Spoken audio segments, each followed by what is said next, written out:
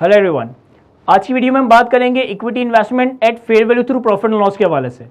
देखिए, equity investment को हम fair value through PNL category में क्लासिफाई किस वक्त करते हैं? जब आपने कोई इक्विटी इन्वेस्टमेंट की हो ट्रेडिंग पर्पस के लिए, यानी कि अगर आपने कोई ट्रेडिंग पर्पस के लिए कैपिटल गेन और लॉस कमाने के लिए किसी कंपनी के शेयर्स बाय किए, कोई इक्विटी इन्वेस्टमेंट की, आप इस इक्विटी इन्वेस्टमेंट को fair value through PNL category में क्लासिफाई करते हो। या फिर आपने कोई लॉन्ग टर्म स्ट्रेटेजिक इन्वेस्टमेंट की है लेकिन आप फेयर वैल्यू थ्रू ओसीआई का इररिवोकेबल ऑप्शन ऑप्ट नहीं करते, तो भी इस इक्विटी इन्वेस्टमेंट को हम fair value through PNL category में क्लासिफाई कर सकते हैं। तो fair value through PNL category equity investment के लिए दो केसेस में ट्रिगर होगी। या तो हमने equity investment help for trading की हो, या फिर हमने फेयर वैल्यू थ्रू ओसीआई का irrevocable model, irrevocable option opt ना किया हो, तो इन दोनों केसेस में हम अपनी इक्विटी इन्वेस्टमेंट को fair value through PNL category में क्लासिफाई करेंगे। अब हम बात करते हैं इस इन्वेस्टमेंट की इनिशियल और सब्सिक्वेंट मेजरमेंट के हवाले से। अगर तो equity investment at fair value through PNL है तो इसकी इनिशियल रिकॉग्निशन होगी फेयर वैल्यू पे, इसकी इनिशियल रिकॉग्निशन होगी फेयर वैल्यू पे। इस एक्विजिशन में, इस इनिशियल मेजरमेंट में अगर हमने कोई ट्रांजैक्शन कॉस्ट वगैरह बर्दाश्त की, अगर हमने कोई ट्रांजैक्शन कॉस्ट वगैरह इनकर की है, तो ये ट्रांजैक्शन कॉस्ट आपकी सिंपली पीएनएल में एक्सपेंस आउट हो जाएगी। Equity investment at fair value through PNL की इनिशियल रिकॉग्निशन होगी सिर्फ फेयर वैल्यू पे, और अगर हमने कोई ट्रांजैक्शन कॉस्ट इनकर की है, इस ट्रांजैक्शन कॉस्ट को हम पीएनएल में एक्सपेंस आउट कर देंगे।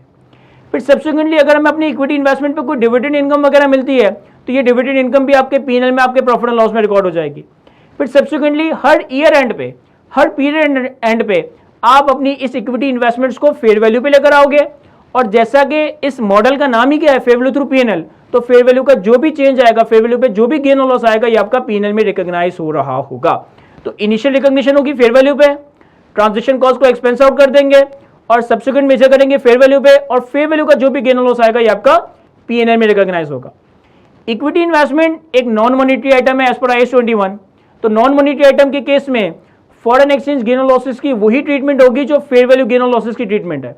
यानी कि अगर आपने किसी फॉरेन करेंसी इक्विटी इन्वेस्टमेंट में इन्वेस्टमेंट की है, तो फॉरेन एक्सचेंज गेन और लॉस भी आपका पीएनएल में ही रिकॉग्नाइज होगा, जिस तरह से फेयर वैल्यू गेन और लॉस पीएनएल में रिकॉग्नाइज होता है।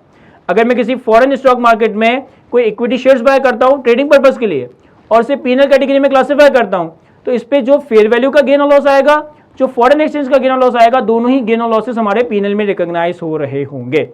और डिस्पोजल के वक्त जब आप अपनी equity investment fair value through PNL को डिस्पोज ऑफ करोगे, तो फेयर वैल्यू पे लेकर आओगे। डिस्पोजल डेट पे हमने पहले उसे फेयर वैल्यू पे लाना है, फेयर वैल्यू का गेन और लॉस पीएनएल में जाएगा।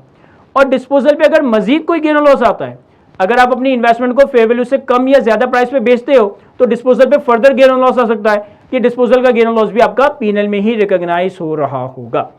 तो आज की इस वीडियो में हमने equity investment at fair value through PNL की क्लासिफिकेशन का क्राइटेरिया भी रिकैप किया और इसकी अकाउंटिंग ट्रीटमेंट भी डिस्कस की।